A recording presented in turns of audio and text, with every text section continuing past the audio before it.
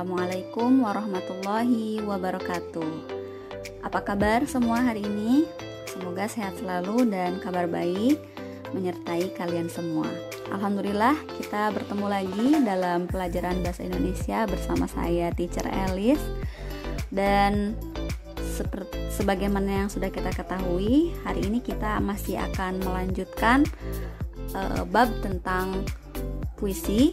Namun kita akan membahas materi lain ya. Kalau kemarin kita sudah membahas tentang unsur-unsur pembangun puisi, hari ini kita akan masuk ke submateri terakhir dari bab puisi, yaitu bagaimana mendemonstrasikan suatu puisi dan bagaimana cara kita menulis sebuah puisi. Oke, kita langsung saja. Sebelum kita masuk ke materi yang akan kita bahas hari ini, yaitu mendemonstrasikan puisi dan menulis puisi, seperti biasa kita akan melakukan review terlebih dahulu atau kita mengulang kembali pelajaran di pekan sebelumnya. Oke, di pekan lalu kita membahas tentang unsur pembangun puisi. Nah, dalam puisi unsur pembangun ada dua, yaitu ada unsur intrinsik, ada unsur ekstrinsik. Nah, unsur intrinsik itu adalah unsur puisi yang ada di dalam puisi itu sendiri. Kalau unsur ekstrinsik, dia adalah unsur-unsur yang tidak ada di dalam puisi, tapi dia dibawa oleh si penyair dan mempengaruhi puisi itu sendiri. Nah, apa itu unsur intrinsik? Unsur intrinsik ada beberapa unsur. Pertama adalah citraan. Kemudian yang kedua adalah diksi, di mana di dalamnya ada kata konkret, majas, dan kata berlambang atau konotasi. Kemudian di dalam unsur intrinsik juga ada irama. Nah, adapun unsur ekstrinsik puisi yaitu pertama latar belakang penyair, kemudian kedua kondisi sosial budaya, dan yang terakhir adalah lingkungan alam. Oke, itu tadi review materi sebelumnya. Sekarang kita akan mulai masuk ke materi baru kita, yaitu mendemonstrasikan puisi. Tapi sebelum saya membahas, bagaimana kalau kita simak dulu sebuah pembacaan puisi berikut. Oke.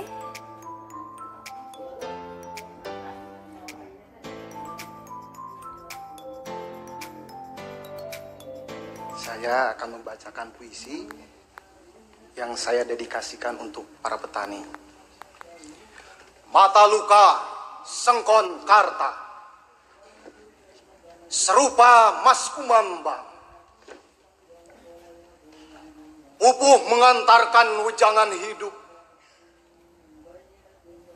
kecapi dalam suara sunyi menyendiri, pupuh dan kecapi membalut nyeri, menyatu dalam suara genting, terluka, melukai, luka-luka menganga akibat ulah manusia, terengah-engah dalam tabung dan selang.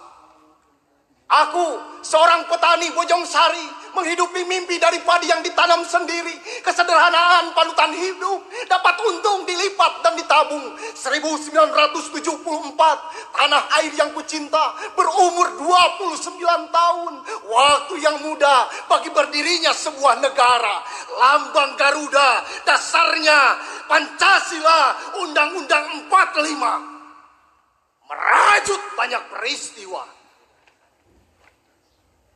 Peralihan kepemimpinan yang mendesak, Bung Karno diganti Pak Harto dengan dalih keamanan negara. Pembantaian 6 jenderal, 1 perwira, 6 jam dalam 1 malam, mati di lubang tak berguna. Tak ada dalam perang Mahabharata, bahkan di sejarah dunia, hanya di sejarah Indonesia. Pemusnahan golongan kiri, PKI, wajib mati, pemimpin otoriter, repelita, rencana pembangunan 5 tahun bisa jadi rencana pembantaian 5 tahun.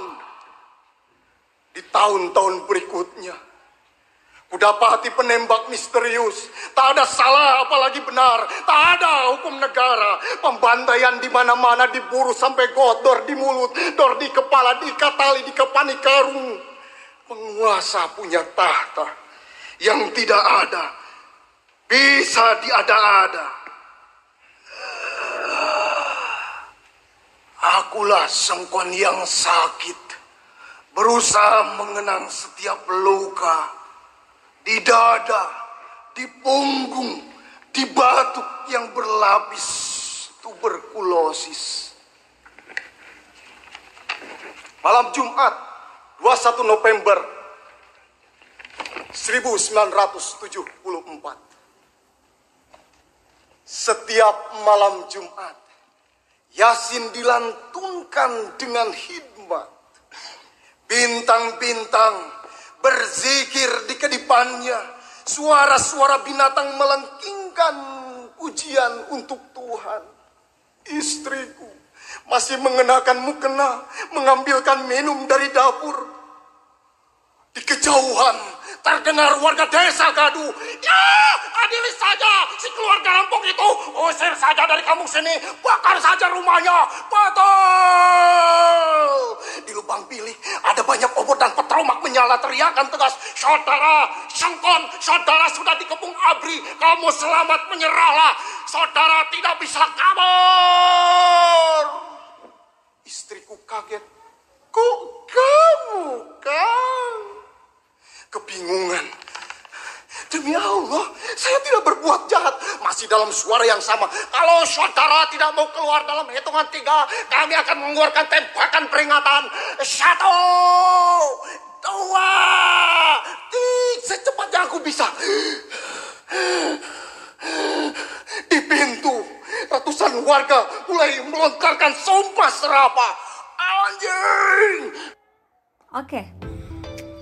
Saya cut videonya, nanti kalau kalian mau lihat lebih lengkap bisa langsung klik link YouTube-nya yang saya simpan di deskripsi. Oke.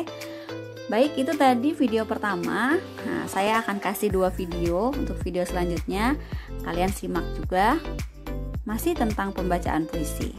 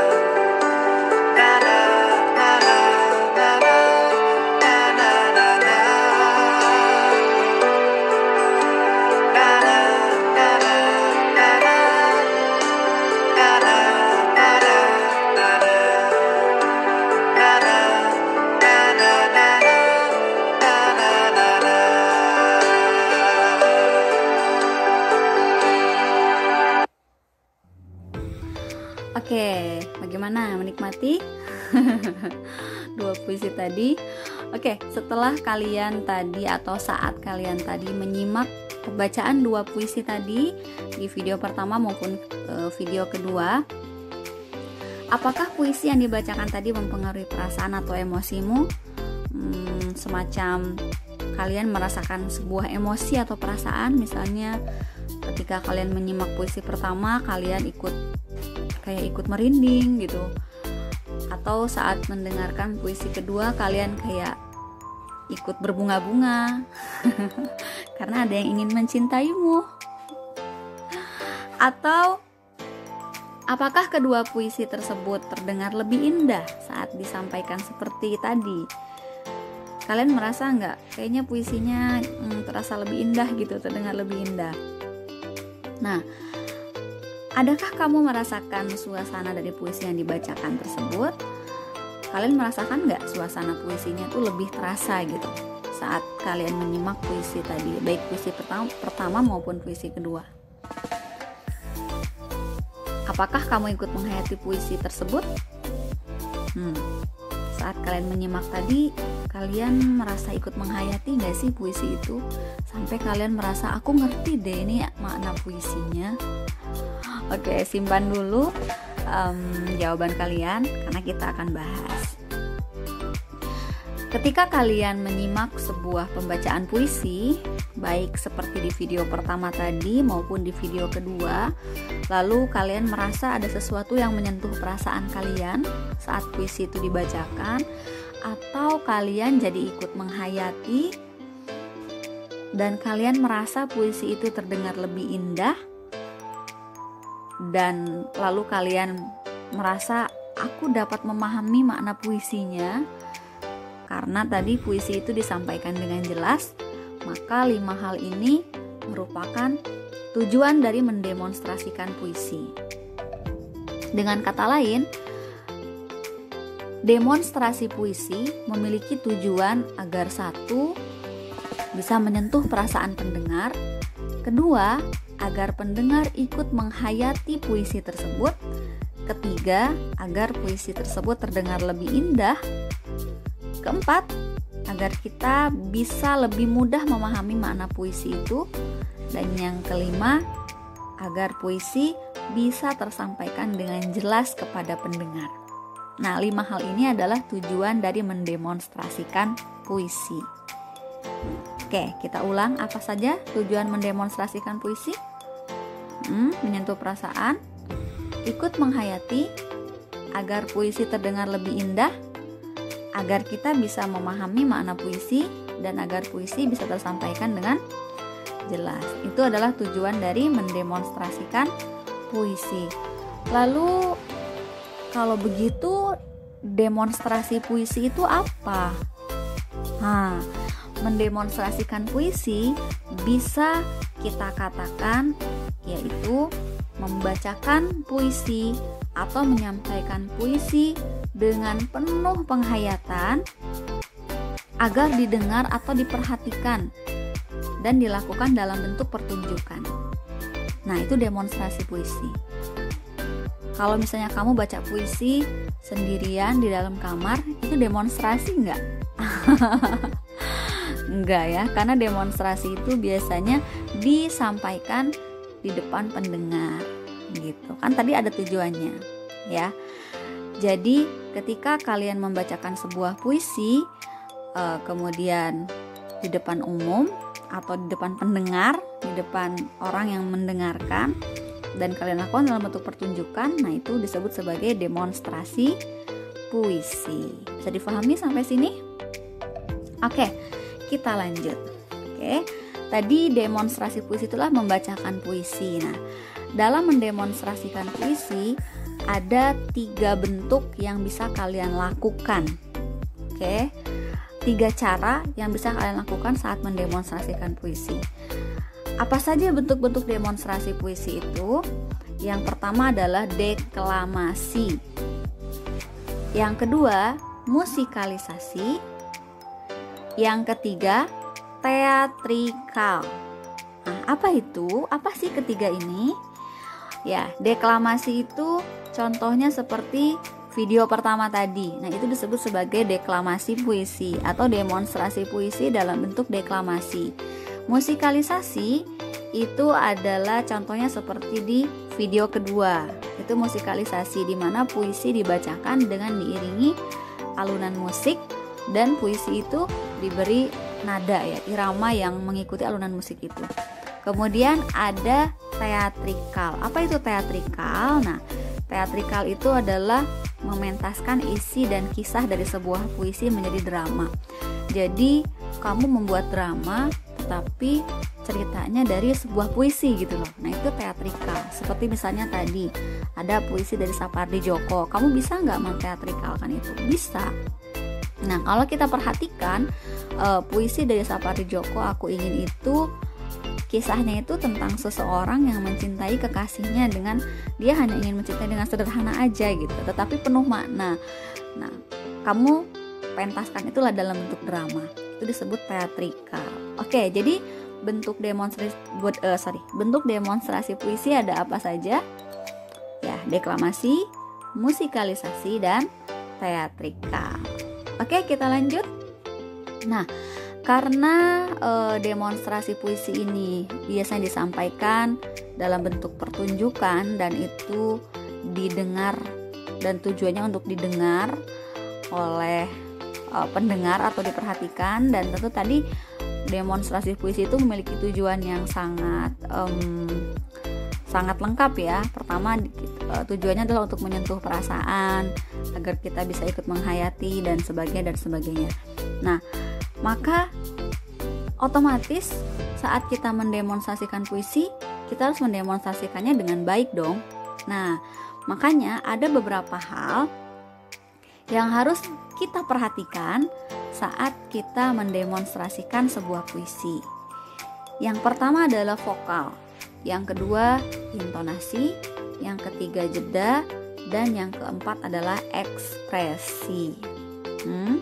Jadi saat kalian mendemonstrasikan puisi, kalian harus perhatikan 4 hal ini: vokal, intonasi, jeda, dan ekspresi. Apa itu vokal? Nah, vokal itu adalah pengucapan bunyi yang jelas dan tepat. Artinya kalian jelas dan tepat membunyikan sesuatu atau membunyikan sebuah bahasa, baik itu huruf vokal maupun konsonan. Jadi maksudnya adalah kalian membunyikan setiap kata yang terangkai di dalam puisi itu dengan jelas. Kalau kata itu bunyinya A, maka ucapkan A, mulutnya dibuka gitu loh. Kalau U, ucapkan U, mulutnya agak dikedepankan gitu.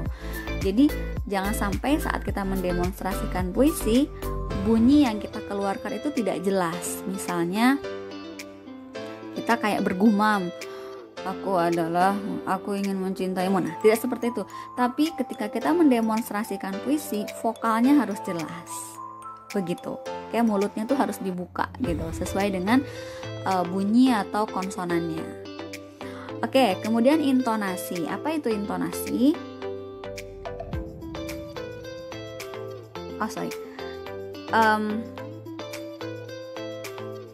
Intonasi itu adalah pengucapan irama larik dengan tepat.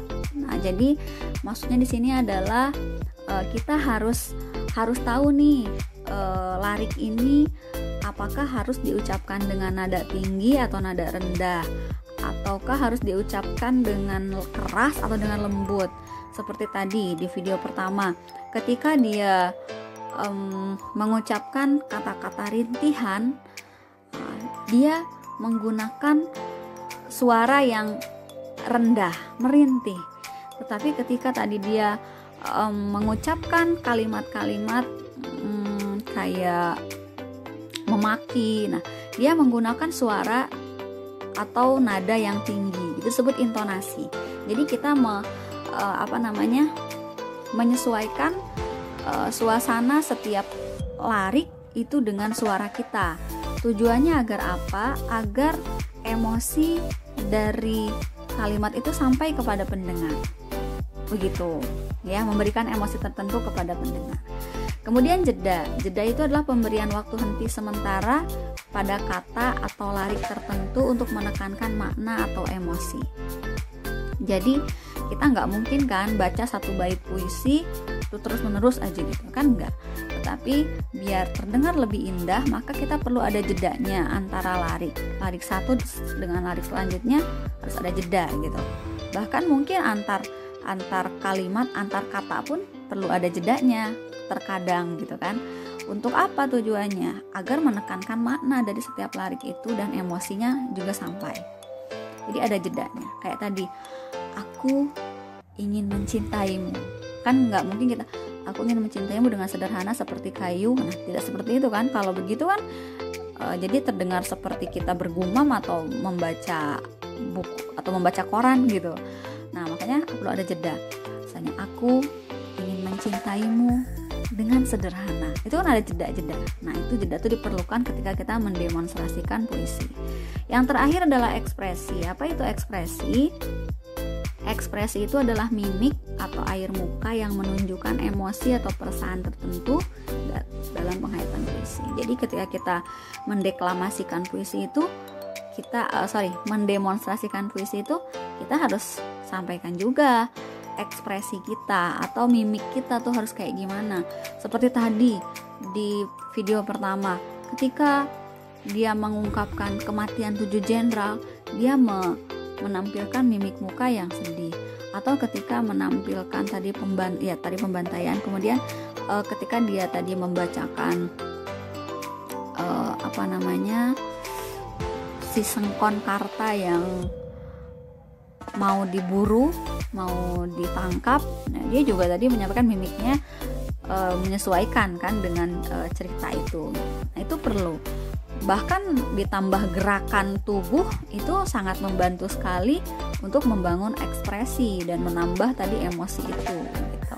Jadi kita lebih menghayati dari puisi tersebut. Oke, jadi apa saja yang harus diperhatikan ketika mendemonstrasikan puisi? Vokal, intonasi, jeda, dan ekspresi. Nah, sekarang lalu bagaimana cara kita mendemonstrasikan puisi? Oke, berikut adalah langkah-langkah kita agar bisa mendemonstrasikan puisi. Ini yang pertama adalah membaca. Oke, yang kedua menghayati, yang ketiga mengonsep, dan yang keempat mendemonstrasikan. Jadi ada 4 langkah saat kita mau mendemonstrasikan sebuah puisi. Pertama, membaca dulu. Oke. Yaitu kita membaca puisinya secara keseluruhan. Untuk apa tujuannya? Untuk mengetahui tema dan suasananya. Jadi kan kita nggak mungkin, saya mau mendemonstrasikan puisi misalnya Derai Cemara dari Chairil Anwar. Kita tidak membacanya dulu, tiba-tiba kita mendemonstrasikan. Nanti kita akan kebingungan sendiri ketika kita membaca itu di depan orang. Nah, ini apa ya? Suasananya kayak gimana? Temanya apa? Tetapi kalau kita membaca dulu, kita akan tahu suasananya seperti apa, puisi tersebut, temanya apa, sehingga kita akan menyesuaikan ekspresi kita, intonasi kita, vokal kita. Maka kita harus membaca dulu.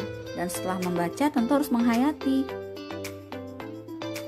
Kita pahami makna puisinya gitu, biar kita tahu pesannya itu apa dan kita bisa sampaikan itu kepada pendengar ya. Kemudian yang ketiga adalah mengonsep. Nah, ini tentu penting sekali. Demonstrasi kalian mau kalian konsep dalam bentuk apa? Apakah mau deklamasi atau musikalisasi atau teatrikal? Nah, masing-masing kan punya persiapan sendiri. Kalau deklamasi, misalnya kamu mau deklamasi sendiri, berarti kamu kan tinggal nyiapin sendiri aja. Kamu tinggal latihan di depan cermin, misalnya latihan ekspresi, latihan intonasinya, jedanya, vokalnya gitu. Tapi kalau misalnya kamu mau membuat demonstrasi musikalisasi, berarti kamu harus menyiapkan aransemen lagunya kan gitu. Kamu tentukan apakah mau memakai instrumen apa, gitar atau piano kah gitu. Nah, itu kan perlu persiapan. Jadi kalian mengonsep. Kalau teater berarti kalian nggak bisa sendiri kan, harus membuat kelompok misalnya gitu. Nah, kemudian yang keempat adalah mendemonstrasikan. Setelah kita membaca, menghayati, mengonsep, saya mau pasti nih saya mau bikin musikalisasi puisi, saya siapkan instrumennya, saya siapkan aransemennya kayak gimana gitu kan. Kemudian kalian demonstrasikan di situ, dan tentunya didemonstrasikan dengan penuh percaya diri. Oke, gitu. Oke, jadi apa saja langkah mendemonstrasikan puisi? Membaca, menghayati, mengonsep dan mendemonstrasikan. Lanjut. Selanjutnya adalah menulis puisi. Ada yang sering menulis puisi di sini? Jangan-jangan tiap hari lagi curhatnya pakai puisi. Biasanya ada ya. Oke, atau ada yang belum pernah sama sekali menulis puisi. Ini berikut akan saya sampaikan apa saja sih harus diperhatikan sebelum kita menulis puisi. Oke, saat kita menulis puisi ada beberapa hal yang perlu kita perhatikan. Ya, jadi biar puisi yang kita buat ya lebih mengena gitu kepada orang yang membaca. Saat kita hendak menulis puisi, maka kamu harus perhatikan dulu fenomena sekitar atau pengalaman hidup. Kenapa? Karena fenomena sekitar atau pengalaman hidup kita itu bisa menjadi inspirasi untuk puisi kita. Misalnya seperti sekarang, ini sedang coronavirus, sedang terjadi pandemik. Bisakah kalian buat puisi? Bisa gitu kan. Kalian sorotilah fenomena itu gitu. Atau kalian punya pengalaman yang misalnya kalian sedang jatuh cinta, kalian bikin puisi, atau kalian sedang sedih, kalian bikin puisi, itu bisa. Nah, kemudian sikap penyair terhadap fenomena menentukan sudut pandang pembaca. Ini hal yang perlu diperhatikan. Jadi maksudnya apa? Saat kalian menyikapi sebuah fenomena dan kalian tuangkan menjadi puisi, maka saat puisi itu dibaca, itu akan membentuk sudut pandang orang yang membaca. Seperti ini misal, Taufik Ismail. Kalian tahu Taufik Ismail? Nah, Taufik Ismail itu pernah membuat puisi judulnya Tuhan 9 cm. Jadi di situ Taufik Ismail dalam puisinya itu dia menyoroti rokok ya, tentang budaya rokok dan merokok gitu. Di puisi itu kalau saya lihat sikap Taufik Ismail itu seperti mengkritisi mereka yang doyan merokok gitu. Seolah-olah mereka itu tidak bisa hidup tanpa rokok. Nah, itu sikap Taufik Ismail. Nah, ketika saya membaca puisi itu, akhirnya saya memiliki sudut pandang gitu. Bahwa Taufik Ismail memang mengkritisi sekali gitu mereka-mereka yang merokok berlebihan atau yang para perokok gitu. Sehingga dia menciptakan puisi berjudul Tuhan 9 cm itu. Nah, termasuk kita misalnya ada sebuah fenomena, atau misalnya gini, kita sedang merasa patah hati, kemudian kita membuat puisi tentang cinta. Di puisi itu kita sikap kita terhadap cinta itu, misalnya cinta itu palsu, cinta itu misalnya tidak bisa membuat orang bahagia, itu sikap kamu. Artinya ketika puisi itu dibaca oleh orang lain, maka akan timbul sudut pandang bahwa oh iya, cinta itu bagi si penulis itu adalah menyakitkan, misalnya seperti itu. Jadi akan membentuk. Oke, selanjutnya adalah penggalian gagasan dari suatu fenomena sesuai perasaan penyair. Artinya ketika kalian menyoroti atau menyampaikan gagasan sebuah fenomena di dalam puisi, itu harus disesuaikan dengan perasaan kamu. Jadi itu nggak bisa dibuat-buat. Kalau kamu nggak suka sama yang namanya cinta pada pandangan pertama misalnya, ya kamu bisa sampaikan itu di puisi. Jadi kan puisi itu memang ungkapan perasaan, jadi kamu nggak masalah gitu. Oke, selanjutnya adalah unsur pembangun puisi menjadi pedoman pengembangan gagasan. Saat kalian mengembangkan gagasan dalam sebuah puisi, tentu kalian harus ikuti unsur-unsurnya gitu. Dari citraannya, kalian harus sampaikan citraan. Di dalam puisi itu harus ada citraannya. Kemudian diksi. Nah, kalian harus menggunakan memilih kata. Nggak mungkin satu puisi itu misalnya semuanya menggunakan kata denotasi gitu ya kan. Kenapa? Kita perlu ada majas, perlu ada kata berlambang di situ. Untuk apa ya? Untuk tadi kan salah satu tujuan puisi itu adalah keindahan kata kan. Nah, jadi keindahan kata itu bisa kita buat dari majas atau dari kata berlambang gitu. Nah, kemudian pemilihan kata ditentukan imajinasi penyair dalam mengembangkan gagasan. Jadi kalian terserah mau mengimajinasikan sebuah fenomena dengan kata apa. Seperti tadi Taufik Ismail mengimajinasikan sebuah rokok itu dengan istilah Tuhan 9 cm kan. Kenapa Tuhan 9 cm? Ya karena rokok itu kan panjangnya sekitar 9 cm. Kenapa harus Tuhan? Ya itu kata berlambang atau konotasi gitu kan, bahwa manusia para perokok itu lebih tidak bisa hidup tanpa rokok gitu. Padahal kan seharusnya kita tidak bisa hidup tanpa Tuhan gitu. Sehingga mereka seperti seolah-olah memujakan rokok itu gitu. Seperti itu ya, itu contoh saja. Nah, kemudian yang terakhir adalah penulisan puisi boleh menyampingkan kaidah bahasa Indonesia. Jadi kalian nggak harus, wah ini kalimatnya efektif nggak ya? Wah sesuai EYD nggak ya?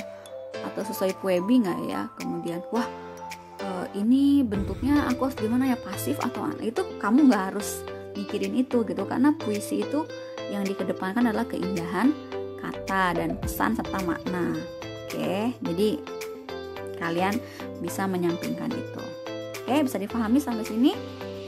Dan terakhir, bagaimana langkah-langkah menulis sebuah puisi? Nah, saat kalian mau membuat puisi, maka hal pertama yang harus kalian perhatikan adalah fenomena yang terjadi di sekitar. Jadi pertama kalian perhatikan dulu fenomena yang sedang terjadi apa, atau apa sih yang sedang terjadi dan saya ingin menyoroti apa di situ gitu. Atau kalian ya perhatikan aja pengalaman hidup kalian atau perasaan kalian, itu bisa menjadi sumber inspirasi puisi kalian. Kemudian yang kedua, menggali gagasan. Nah, menggali gagasan kamu terhadap fenomena itu.